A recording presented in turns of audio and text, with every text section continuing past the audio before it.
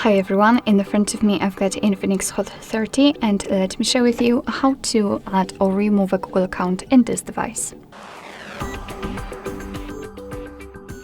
So first of all we have to enter the settings and then let's scroll down to the very bottom to find users and accounts. Of course you can do it with the usage of the Google section, but I prefer this one, so let me tap on it and let's tap on add account right here. Let's tap on Google and make sure that you've got the internet connection because it is required for this operation. And from this step you can either create a new account if you do not have your own yet, or simply type your email or phone. So let me do it quickly.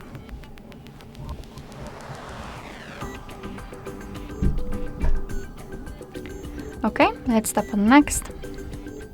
Right here we have to enter the password, so let me do this out of the screen.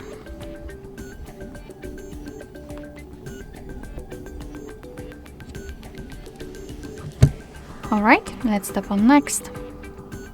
Here we've got the Google Terms of Service and Privacy Policy, so of course you can read it and you should. Just tap on it and here you've got the info. Let's tap on I agree after reading.